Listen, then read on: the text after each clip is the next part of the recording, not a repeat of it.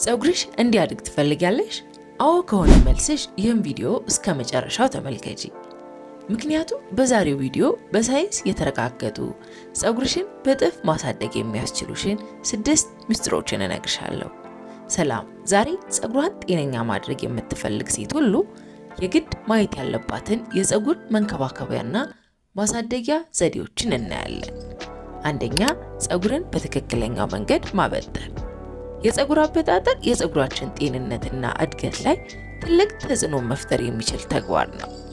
የትኛውም አይነት የፀጉር መንከባከቢያዎችን ብትጠቀሙ ፀጉራችሁን በትክክለኛው መንገድ ማበጠር ካልቻላችሁ ፀጉራችሁ የተስተካከለ እድገት ሊኖረው አይችልም።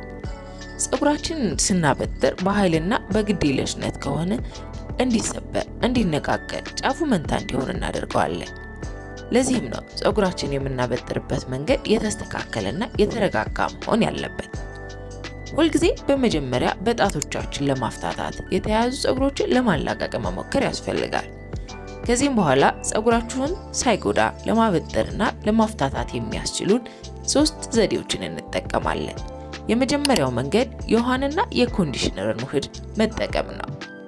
ትንሽዬ መጠን ያለውን ኮንዲሽነር ከውሃ ጋር ካዋሃድ ነው በኋላ ይህንን ውህድ በመጠቀም ፀጉራችንን ማራስ። ፀጉራችን በማበጠር ጊዜ እንዳይሰባበር፣ እንዳይነቃቀል ለማድረግና በቀላሉ ለማፍታታት የሚያስችለን መንገድ ነው። ሁለተኛው መንገድ የተልባ ጄልን መጠቀም ነው። የተልባ ጄልን ለማዘጋጀት 2 ኩባያ ውሃ ማፍላትና ግማሽ ኩባያ የተልባ ፍሬን ጨምሮ እስከሚወፍር ለ10 ደቂቃ ያክል መቆየት። ያፈላነውን ተልባ ሳይቀዘቅዝ በማጥለል ወደምንጠቀምበት ዕቃ መጨመር ያስፈልገናል።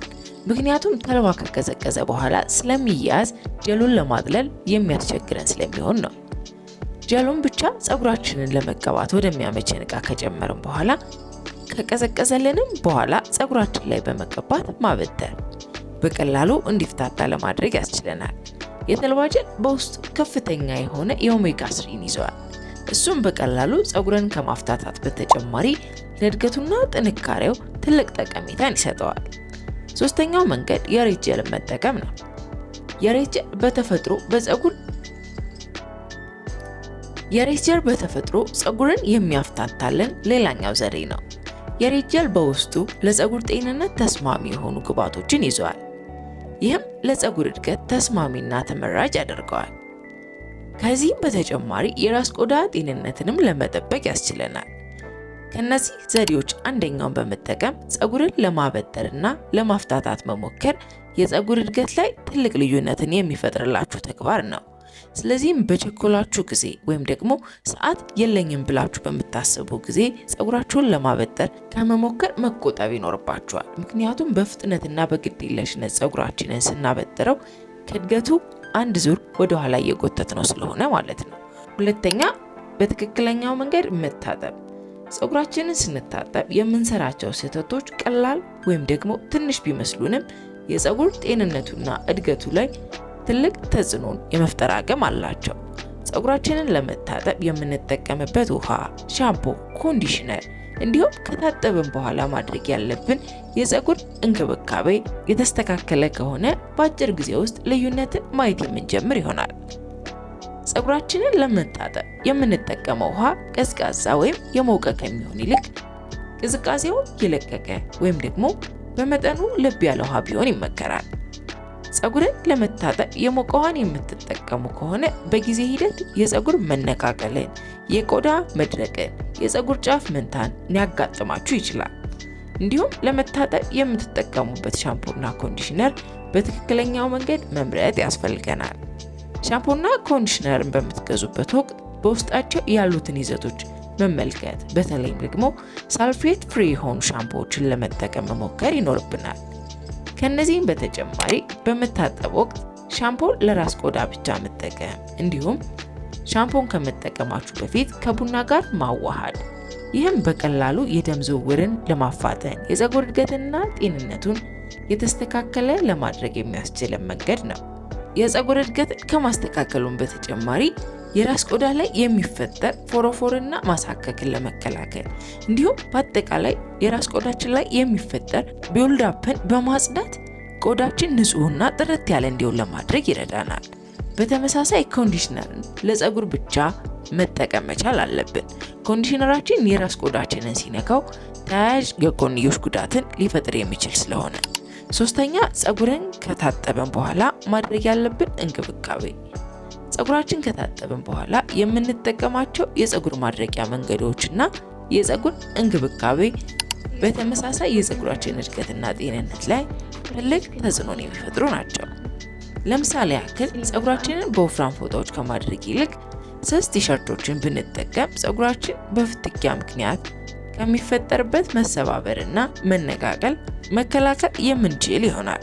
ፀጉርን ከታጠቡ በኋላ ማድረግ ካሉብን ነገሮች መካከል አንደኛው በእርጥቡ ቅባትን መቀባት ነው። ምክንያቱም ፀጉራችን ከደረቀ በኋላ ቅባቶችንና ግብዓቶችን የመውሰድ አቅሙ በጣም ዝቅተኛ ስለሆነ ነው። ከዚህም ጋር ተያይዞ የምትጠቀሟቸውን ቅባቶች መጀመሪያ ማሞቅ የበለጠ ቅባቶቻችን መስራት እንዲችሉ ወይም ወደ ፀጉራችን ዘልቀው መግባት እንዲችሉ ለማድረግ ይረዳናል። አራተኛ የራስ ቆዳ ጤንነትን መጠበቅ። የፀጉራችን መነሻ መሰረቱ የራስ ቆዳችን ነው። ለዚህም ነው ጤንነቱን መጠበቅ የሚያስፈልገን። የምንጠቀማቸው ምርቶች የራስ ቆዳ ላይ ተከማችተው ቢውልዳፕን ይፈጥራሉ። ይህም ፀጉራችሁን እድገቱ የተስተካከለ እንዳይሆን ሊያደርገው ይችላል። እንዲሁም ፎረፎርና ማሳከክን ሊፈጥር ይችላል። ከዚህም አልፎ መጥፎ ሽታንም ሊፈጥር ይችላል። ለዚህም ነው ወቅቱን በጠበቀ መልኩ መታጠብና የራስ ቆዳችንን ንጽህና መጠበቅ የሚያስፈልገን። እንዲሁም ቅባትን መቀባት ልክ እንደ ፀጉራችን ሁሉ የራስ ቆዳችንም ቅባትን ይፈልጋል። የራስ ቆዳ ጤንነትን ለመጠበቅ ከሚረዱን ነገሮች መካከል መጀመሪያ እንደነገርኳችሁ የሻምፖውንና የቡናን ውህድ በአንድ ላይ መጠቀም እንዲሁም ሌሎች ግብዓቶችን ከመታጠብ በፊት መጠቀም። ከነዚህም መካከል ቀይ ሽንኩርትን፣ የሬት ጀልን፣ የሮዝመሪ ዘይትን የመሳሰሉትን ግብዓቶች መጠቀም። ከዚህም ጋር ተያይዞ የራስ ቆዳ ችግር ጋር ተያይዞ የሚፈጠርን የፀጉር መነቃቀልን መቀነስ ይቻላል። በአጠቃላይ የፀጉር እድገታችን ጤነኛና የተስተካከለ እንዲሆን የምንፈልግ ከሆነ የፀጉር መነቃቀልን መቀነስ የምትፈልጉ ከሆነ የራስ ቆዳ ጤንነት ላይ ትኩረት ማድረግ ያስፈልጋል። አምስተኛ የመኝታ ጊዜ እንክብካቤ። ብዙ ጊዜ ፀጉራችን ወዙን የሚያጣው ቶሎ የሚደርቀውና የሚሰባበረው በመኝታ ጊዜ በሚፈጠር ፍትጊያ ምክንያት ነው። ይህንም ለመቀነስ ፀጉራችን በሲልክ ሻሽ አስሮ መተኛት እንዲሁም ከመኝታ በፊት በቅባት ማሳጅ ማድረግ የፀጉር ጤንነትን ለማስተካከል የሚያስችለን ሌላኛው መንገድ ነው። ሌላኛው አብረን ልናየው የሚገባው ነገር ፕሮቴክቲቭ ስታይሎችን ማዘውተር። ፕሮቴክቲቭ ስታይሎችን ስናዘውትር ፀጉራችን ወዙን እንዳያጣና ቆልፎ መያዝ እንዲችል በየቀኑ ማኒፑሌት እንዳናደርገው ወይም እንዳናሰቃየው የሚገድበን ነገር ስለሆነ ነው ለፀጉር እድገት አስተዋጽኦ የሚፈጥረው። አብራችሁኝ ስለቆያችሁ በእጅጉ አመሰግናለሁ። በቀጣይ እንሰራላችሁ የምትፈልጉትን ነገር ኮሜንት አድርጉልኝ። ድጋሚ እስከምንገናኝ ሰላም ቆዩ።